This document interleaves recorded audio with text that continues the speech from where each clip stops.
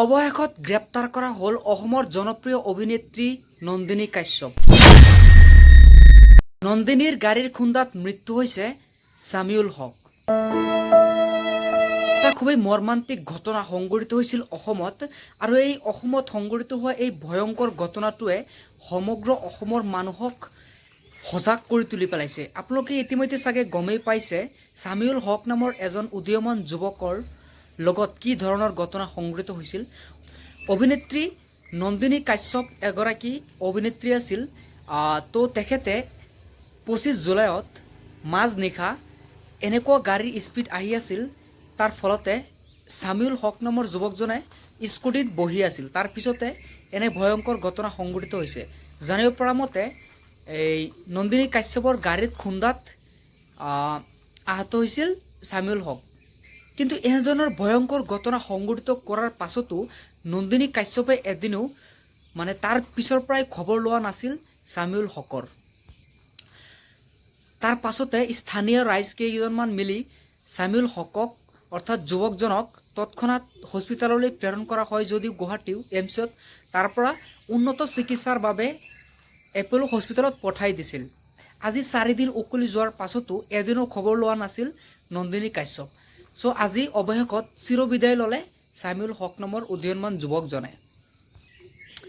এতিয়া সকলোৰে মাজত এটাই প্ৰশ্ন, নন্দিনী কাশ্যপে এনেধৰণৰ ঘটনা সংঘটিত কৰাৰ পাছতো কিয় খবৰ লোৱা নাই? তাৰ পাছত কেইজনমান ল'ৰাই দৌৰি আহি নন্দিনীৰ গাড়ীখন ৰখাৰ পাছত কেমেৰা কৰি ভিডিঅ' কৰিছিল আৰু কৈছিল যে আপুনি কিয় এক্সিডেণ্ট কৰাৰ পাছত ৰখা নাছিলে।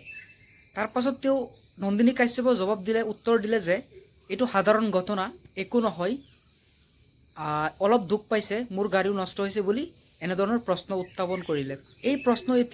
এই উত্তৰটোৱে এতিয়া আৰু এই মন্তব্যটোৱে এতিয়া সমগ্ৰ অসমত তোলপাৰ লগাইছে। আৰু এতিয়া অৱশেষত 4 দিন উকলি যোৱাৰ পাছতে এতিয়া সামিউল হকৰ পৰিয়ালত শোকৰ ছাঁ পৰি গৈছে।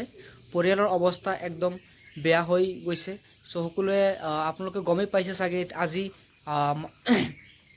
4 দিন উকলি যোৱাৰ পাছতে চিৰবিদায় ল'লে সামিউল হক নামৰ উদীয়মান যুৱকে। এতিয়া অৱশেষত অভিনেত্ৰীৰ গাড়ীৰ লগতে তেওঁকো গ্ৰেপ্তাৰ কৰিবলৈ সক্ষম হৈছে অসম আৰক্ষীয়ে বুলি আমাৰ হাতত এই মুহূৰ্তত খবৰ আহি পৰিছে।